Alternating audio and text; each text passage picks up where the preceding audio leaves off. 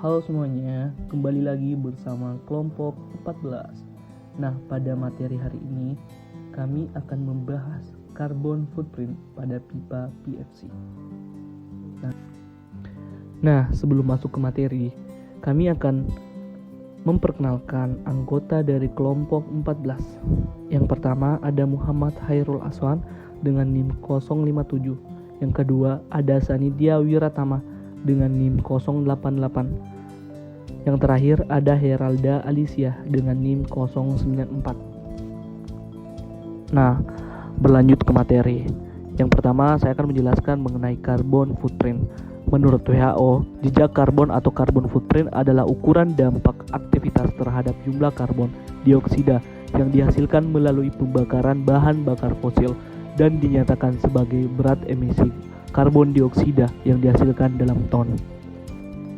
Masalah lingkungan hidup utama yang dialami oleh dunia saat ini adalah resiko terjadinya pemanasan global. Beberapa penelitian di dunia mengenai perubahan iklim menunjukkan bahwa aktivitas manusia selama setengah abad memberikan kontribusi terhadap kenaikan temperatur di bumi. Berbagai aktivitas manusia telah menyebabkan gas rumah kaca yang teremisikan ke atmosfer yang mengakibatkan terjadinya perubahan komposisi gas rumah kaca di atmosfer sehingga menyebabkan radiasi matahari terperangkap dan menaikkan suhu rata-rata permukaan bumi.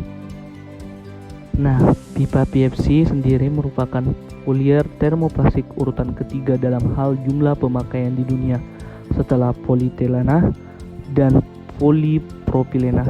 Pipa PVC pada umumnya digunakan sebagai saluran air dalam suatu proyek perumahan, gedung, atau jalanan. Nah, tahukah kalian berapa emisi karbon yang dihasilkan pada pipa PVC?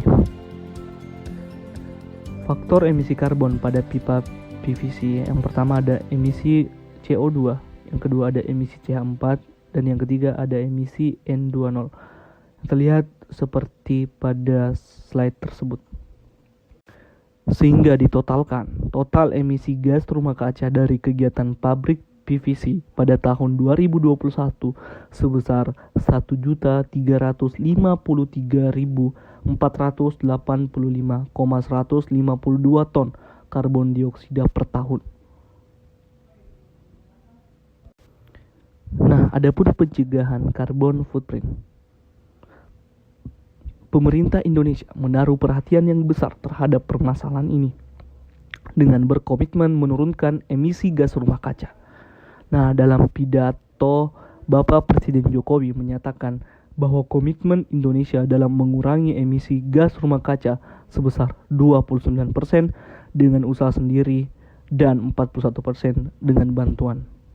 Sehingga kebijakan yang paling tepat untuk mengurangi emisi adalah dengan pemberian insentif untuk kalangan pelaku usaha atau industri dan individu untuk mengatur atau membatasi aktivitas yang dapat menimbulkan emisi karbon dioksida.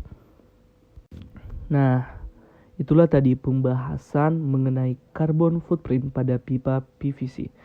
Sekian dari kelompok kami. Mohon maaf apabila ada kesalahan.